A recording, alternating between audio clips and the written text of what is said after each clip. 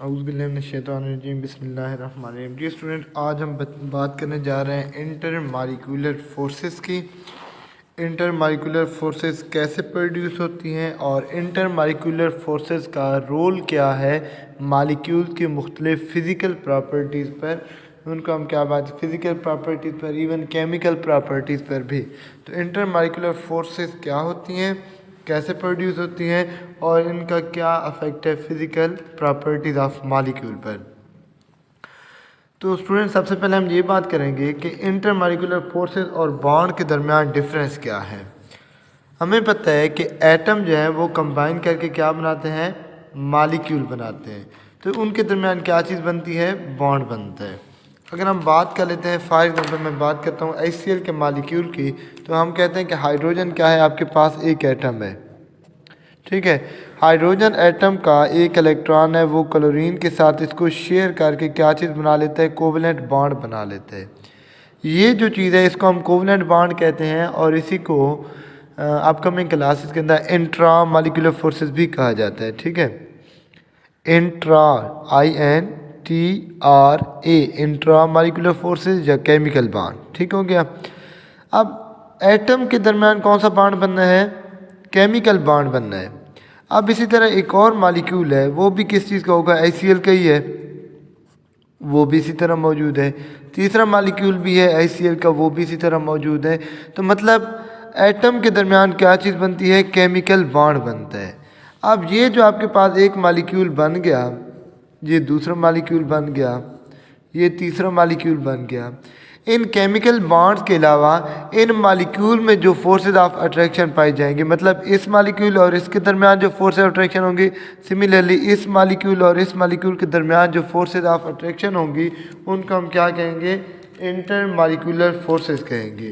ये जो inter molecular forces हैं, ये वाली, ये एज़ कम्पेयर टू बॉन्ड काफ़ी ज़्यादा वीक होते हैं, जिनको मैंने डॉटेड लाइन से शो किया। ये हैं intermolecular forces, the forces of attraction between the molecule. These are very weak forces as compare to chemical bond. Chemical bond काफ़ी ज़्यादा मजबूत होता है, ये होती वीक है, लेकिन इनका अफेक्ट भी अच्छा खासा होता है मॉलिक्यूल की प्रॉपर्टीज़ पर। तो ये थी इंटर मॉलिक्यूलर फोर्सेस। तो हम डिफाइन कैसे करते हैं, सिंपल हम ये कह सकते हैं, forces of attraction between the molecule. अगर हम शॉर्ट फॉर्म में कहें तो हम कहते हैं forces of attraction between the molecule.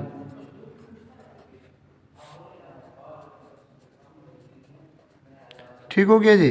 ये आपके पास क्या है, इंटर मॉलिक्यूलर फोर्सेज है।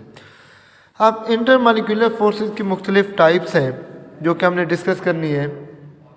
उसके अंदर कौन कौन सी टाइप आ जाएंगी जी, हम डिस्कस करेंगे। सबसे जो पहली है वो कौन सी है आपके पास, dipole dipole forces. Dipole dipole forces या डाइपोल डाइपोल इंटरेक्शन भी कह सकते हैं या डाइपोल डाइपोल फोर्सेस भी कहते हैं, ठीक है जी। दूसरी जो टाइप है वो है आपके पास, उसको हम मतलब है कि और भी नाम दे सकते हैं, उसके अंदर आ जाते हैं induced dipole, induced dipole forces, dipole induced dipole forces. तीसरी जो आप लोगों के पास टाइप है वो आ जाती है जनाब instantaneous dipole, instantaneous dipole, induced dipole forces, instantaneous dipole and induced dipole forces. Fourth आ जाती है, उसको हम कह सकते हैं आयन डाइपोल फोर्सेस भी कह सकते हैं। और लास्ट है जो सबसे ज़्यादा इम्पोर्टेंट है, वो है आपके पास hydrogen bonding.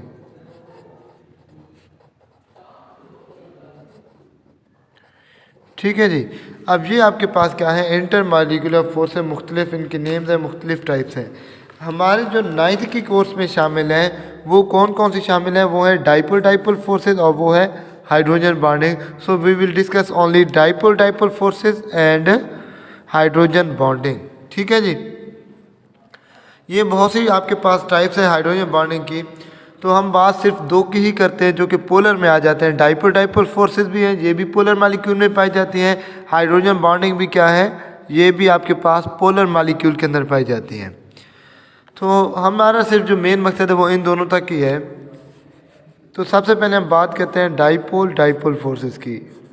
Dipole dipole forces.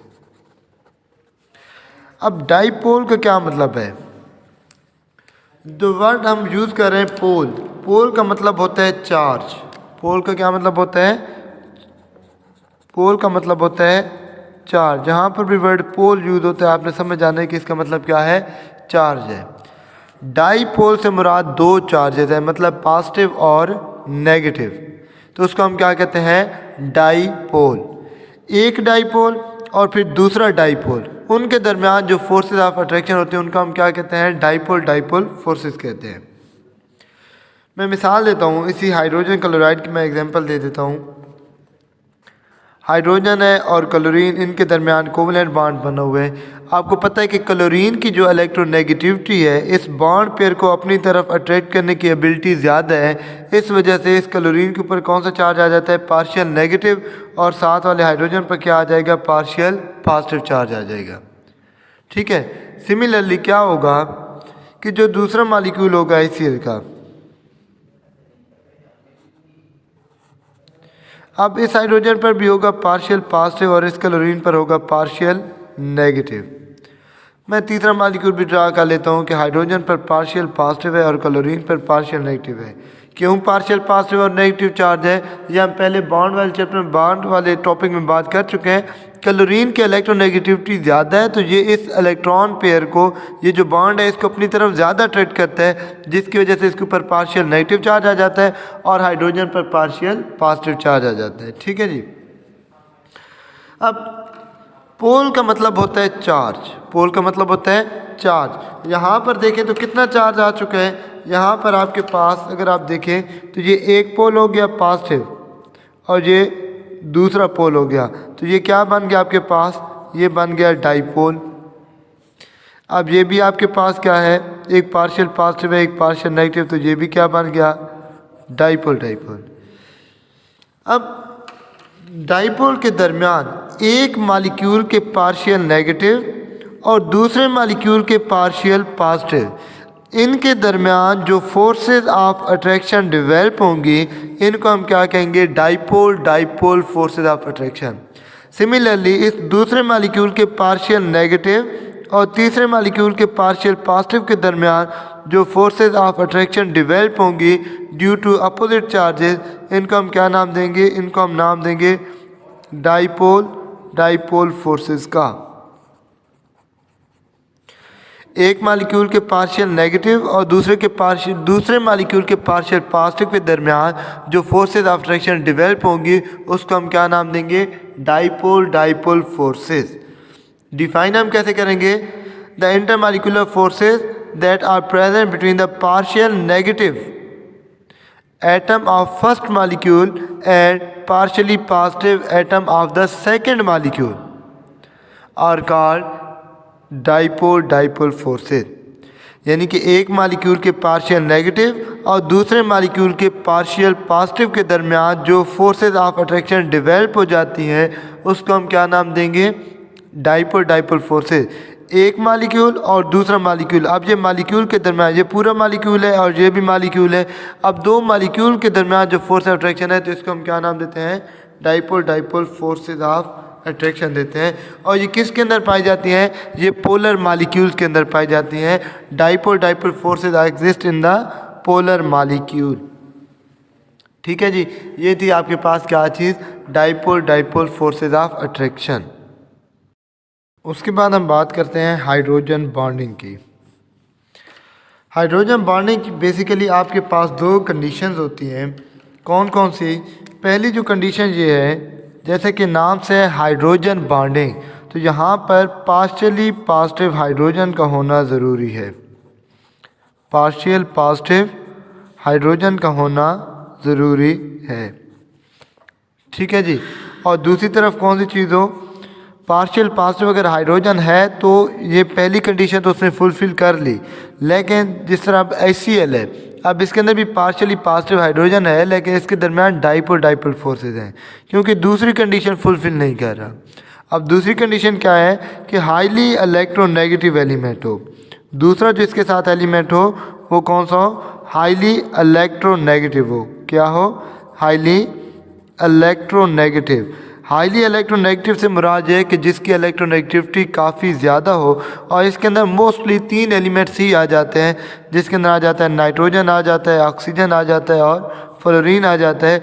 ये 3 क्या हैं? हाईली इलेक्ट्रोनेगेटिव एलिमेंट हैं। तो जब एक तरफ पार्शली पॉजिटिव हाइड्रोजन हो और दूसरी तरफ इन तीनों में से कोई एक एलिमेंट हो, तो वहाँ पर जो फोर्सेस ऑफ अट्रैक्शन डेवलप होंगी, वहाँ पे जो इंटरमॉलिक्यूलर फोर्सेस डेवलप होंगी, उनको हम क्या नाम देंगे? हाइड्रोजन बॉन्डिंग का नाम देंगे। ठीक है जी।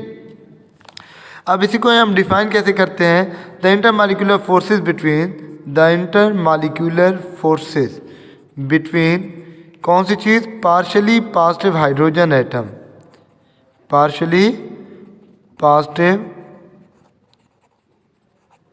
Hydrogen atom of one molecule, partially positive atom of one molecule and highly electronegative element of another molecule, of second molecule भी कह सकते हैं, and highly electronegative element of highly electronegative atom of another molecule, आप second molecule कर दें। तो ये आपके पास डेफिनेशन है हाइड्रोजन बॉन्डिंग की।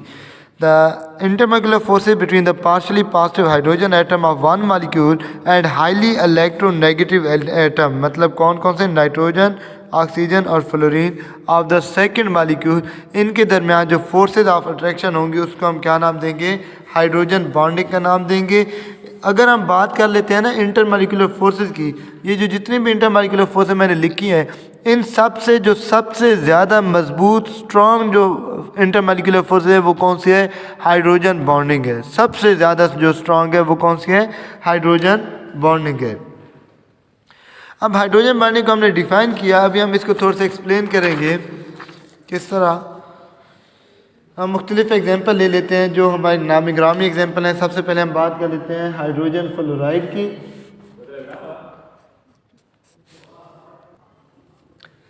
हाइड्रोजन फ्लोराइड के हम एग्जांपल ले रहे हैं जिसमें फ्लोरीन पर क्या है? पार्शियली नेगेटिव चार्ज है और हाइड्रोजन पर पार्शियल पॉजिटिव चार्ज है। फ्लोरीन पर यहाँ पर भी पार्शियल नेगेटिव, इधर यहाँ पर पार्शियल पॉजिटिव, पार्शियल नेगेटिव और पार्शियल पॉजिटिव। तो इस तरह ये क्या चलता जाएगा? बॉन्ड चलता जाएगा। मैं इधर भी ड्रा कर लेता हूँ कि ये हाइड्रोजन फ्लोराइड है। ठीक है जी। यहाँ पर इसका होगा पार्शियल पॉजिटिव, यहाँ पर इसका होगा पार्शियल नेगेटिव। अब आपको पता है कि जो फ्लोरीन है, fluorine is the most electronegative element of the periodic table. सब मोस्ट इलेक्ट्रोनेगेटिव एलिमेंट, सबसे ज़्यादा जो इलेक्ट्रोनेगेटिविटी की वैल्यू है पूरे पीरियोडिक टेबल में वो किसकी है? फ्लोरीन की है। ठीक है। और जहाँ पर फ्लोरीन मौजूद है और दूसरी तरफ हाइड्रोजन मौजूद है, तो क्या दोनों कंडीशन मौजूद हैं? पहली कंडीशन ये थी कि पार्शियली पॉजिटिव हाइड्रोजन एटम मौजूद हो, दूसरी कंडीशन थी कि हाईली इलेक्ट्रोनेगेटिव एलिमेंट मौजूद हो। तो इनके दरमियान अब ये जो फोर्स ऑफ अट्रैक्शन डेवलप होंगी, इनको हम क्या नाम देंगे? इनको हम नाम देंगे हाइड्रोजन बॉन्डिंग का। किसका नाम देंगे? हाइड्रोजन बॉन्डिंग का। अब ये इतने ज़्यादा स्ट्रॉन्ग क्यों होती हैं? अगर हम इसकी तरफ थोड़ी सी बात कर लेते हैं तो उसकी रीज़न क्या है कि जो हमारे पास हाइड्रोजन फ्लोरीन है और दूसरी तरफ क्या चीज़ है? हाइड्रोजन है। फ्लोरीन बहुत ज़्यादा इलेक्ट्रोनेगेटिव एलिमेंट है, सबसे ज़्यादा इलेक्ट्रोनेगेटिव है, सबसे ज़्यादा इसी की पावर है कि ये इन दो इलेक्ट्रॉन्स को अपनी तरफ खींच लेती है। जब फ्लोरीन की पावर ज़्यादा होगी, ये इस पूरे इलेक्ट्रॉन पेयर को अपनी तरफ उतना ज़्यादा खींचेगा, और जितना ज़्यादा ये इलेक्ट्रॉन पेयर को खींचेगा इस पर उतना ही ज़्यादा पार्शियल नेगेटिव चार्ज आएगा। सिमिलरली जितना ये इलेक्ट्रॉन पेयर हाइड्रोजन से दूर रहेगा हाइड्रोजन पर उतना ही ज़्यादा पार्शियल पॉजिटिव चार्ज आएगा। तो in case of hydrogen bonding hydrogen पर बहुत ज़्यादा पार्शियल पॉजिटिव चार्ज आ जाता है और दूसरा जो एलिमेंट होता है उस पर बहुत ज़्यादा पार्शियल नेगेटिव चार्ज आ जाता है। तब ये जो फोर्स ऑफ अट्रैक्शन होती है इसको हम हाइड्रोजन बॉन्डिंग कहते हैं और इसलिए ये काफ़ी ज़्यादा स्ट्रॉन्ग होती हैं। ठीक है जी। इसी तरह एक और एग्जांपल ले लेते हैं हम, आमतौर पर जानी पहचानी वाटर के मालिक्यूल की हम बात कर लेते हैं। अब वाटर के मालिक्यूल को मैं कुछ इस तरह ड्रा करता हूँ कि आपके पास ये एक वाटर का मालिक्यूल है H2O, ये दूसरा वाटर का मालिक्यूल है H2O, ये तीसरा वाटर का मालिक्यूल है H2O। अब ये तीन मालिक्यूल हैं वाटर के। हाइड्रोजन पर कौन सा चार्ज होता है? पार्शियल पॉजिटिव चार्ज होता है। ठीक है जी। और ऑक्सीजन पर पार्शियल नेगेटिव, इस हाइड्रोजन पर भी पार्शियल पॉजिटिव, यहाँ पर पार्शियल पॉजिटिव, इस पर पार्शियल नेगेटिव, यहाँ पर भी पार्शियल पॉजिटिव। सिमिलरली यहाँ पर भी यही चार्जेस होंगे। मैं इसकी बिल्कुल शॉर्ट फॉर्म में इसके इंटरमॉलिक्यूलर फोर्सेस को ड्रा कर रहा हूँ। अब क्या होगा कि ऑक्सीजन जो है वो ज़्यादा इलेक्ट्रोनेगेटिव है और हाइड्रोजन भी मौजूद है पार्शियली पॉजिटिव। तो इस वजह से इनके दरमियान जो फोर्सेस ऑफ अट्रैक्शन डेवलप होंगी वो कौन सी होंगी? हाइड्रोजन बॉन्डिंग होगी। ठीक है, क्यों? क्योंकि मैंने कहा कि पार्शियली पॉजिटिव हाइड्रोजन एटम हो और दूसरी तरफ क्या हो? हाईली इलेक्ट्रोनेगेटिव एलिमेंट हो। तो पार्शियली पॉजिटिव हाइड्रोजन भी मौजूद है और हाईली इलेक्ट्रोनेगेटिव ऑक्सीजन भी मौजूद है। तो इनके दरमियान जो फोर्स ऑफ अट्रैक्शन, जो इंटरमॉलिक्यूलर फोर्सेस डेवलप होंगी वो भी कौन सी होंगी? हाइड्रोजन बॉन्डिंग होगी। यहाँ पर भी क्या होगा कि यहाँ पर भी फोर्सेस ऑफ अट्रैक्शन होंगी between the partially negative hydrogen, partially negative oxygen and partially positive hydrogen. तो इसको हम क्या नाम देते हैं? ये भी आपके पास क्या है? हाइड्रोजन बॉन्डिंग ही है। ठीक हो गया जी। ये इसकी हो गई दूसरी एग्जांपल। और तीसरी हम एग्जांपल लेते हैं अमोनिया गैस की, जिसका मॉलिक्यूलर फार्मूला होता है NH3। ठीक है जी। अब अमोनिया में क्या होगा? नाइट्रोजन है, इसके साथ 3 हाइड्रोजन होते हैं। नाइट्रोजन को भी हम हाईली इलेक्ट्रोनेगेटिव कंसीडर करते हैं, तो इस पर पार्शियली पॉजिटिव होगा, हाइड्रोजन पर पार्शियल नेगेटिव, इधर भी पार्शियल पॉजिटिव। ठीक है, यहाँ पर ये एक और मॉलिक्यूल हमने ले लिया, हाइड्रोजन पर पार्शियल पॉजिटिव और नाइट्रोजन पर पार्शियल नेगेटिव।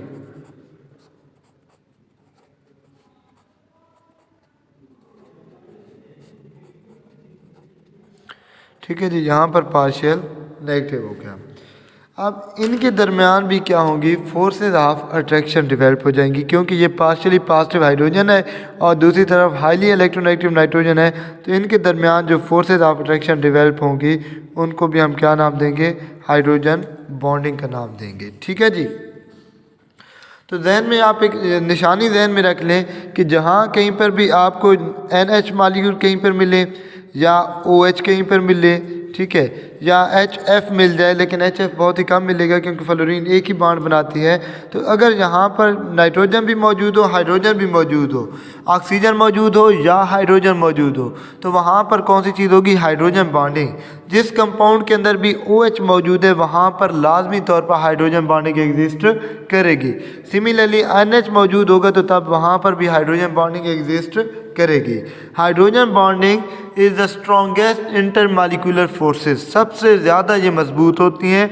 और यही वजह है कि मेल्टिंग, जिस तरह फिज़िकल प्रॉपर्टीज़ की बात करते हैं तो जितनी भी थर्मोडायनेमिक प्रॉपर्टीज़ हैं, थर्मोडायनेमिक प्रॉपर्टीज़ में आ जाता है मेल्टिंग पॉइंट हो गया, बॉइलिंग पॉइंट हो गया, अच्छा हीट ऑफ एवेपोरेशन हो गई, ठीक है, डिफ्यूजन, और भी बहुत से मतलब है कि प्रॉपर्टीज़ आ जाती हैं। वो प्रॉपर्टी जो कि हीट पे डिपेंड करती हैं उनको हम कहते हैं थर्मोडायनेमिक प्रॉपर्टी। और थर्मोडायनेमिक प्रॉपर्टीज़ जो वैल्यू होती हैं, ज़्यादा वैल्यू इसीलिए होती हैं पानी की, क्योंकि पानी के अंदर इंटरमॉलिक्यूलर फोर्सेस पाई जाती हैं।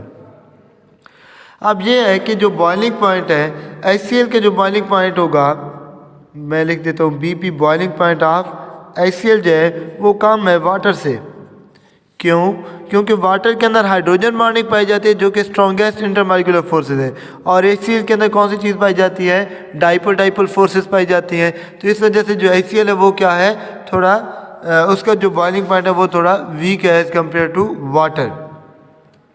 तो जब ये क्वेश्चन आ जाता है कि वाटर का बॉइलिंग पॉइंट क्यों ज़्यादा हाई है, तो उसकी रीज़न भी यही है कि इसके अंदर हाइड्रोजन बॉन्डिंग पाई जाती है।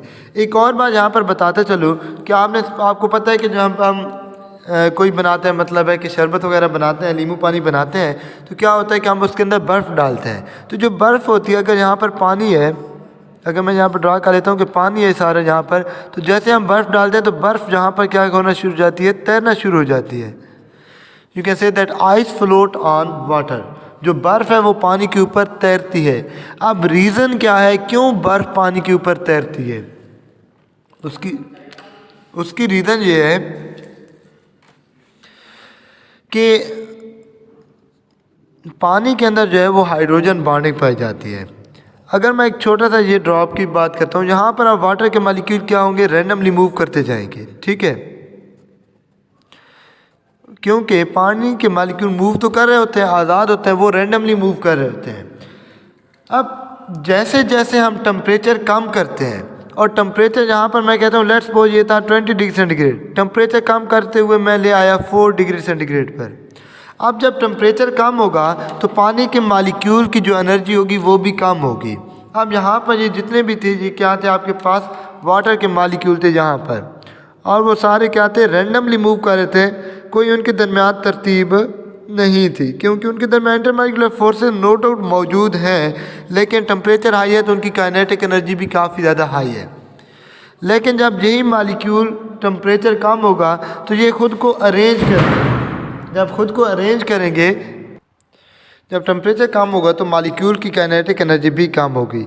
अब यही मॉलिक्यूल, इसके अंदर जितने भी मॉलिक्यूल हैं, जब वो अरेंज होंगे तो वो तरतीब से अरेंज होंगे, तरतीब से अरेंज होंगे। एक मॉलिक्यूल इधर पड़े तो हाइड्रोजन बॉन्डिंग की वजह से दूसरा मॉलिक्यूल यहाँ पे अरेंज होगा, तीसरा मॉलिक्यूल मैं कहता हूँ यहाँ पे अरेंज होगा, ठीक है, एक और मॉलिक्यूल वो होगा वो यहाँ पे अरेंज होगा, उसकी इधर भी बॉन्डिंग होगी, इधर भी बॉन्डिंग होगी, एक और मॉलिक्यूल होगा तो वो इधर हो जाएगा, ठीक है। इसी तरह जब हम टेम्परेचर कम कर देंगे तो मॉलिक्यूल की तादाद वही रहेगी, लेकिन वो ख़ुद को क्या करेंगे, तरतीब से जब अरेंज करेंगे तो उनके अरेंज करने के बायस यहाँ पर पहले वॉल्यूम, यही मॉलिक्यूल थे और उनका वॉल्यूम क्या था, इतना सा था, कम वॉल्यूम था, लेकिन जब ये तरतीब से जुड़ने लग गए तो इनका वॉल्यूम जो है वो अब क्या हो गया, ज़्यादा हो गया। यही वजह है कि जब हम टेम्परेचर कम करते हैं तो मॉलिक्यूल की काइनेटिक एनर्जी कम होती है। जब काइनेटिक एनर्जी कम होती है तो इंटरमॉलिक्यूलर फोर्स की वजह से वो तरतीब से जुड़ना शुरू कर देते हैं। जब तरतीब से जुड़ते हैं तो उनका वॉल्यूम ज़्यादा होता है, और डेंसिटी का जो फार्मूला होता है वो होता है मास पर यूनिट वॉल्यूम। अब वॉल्यूम जितना ज़्यादा होगा डेंसिटी उतनी कम होगी। वॉल्यूम ज़्यादा है तो डेंसिटी उसकी क्या हो गई, कम हो गई। डेंसिटी का मतलब होता है भारापन।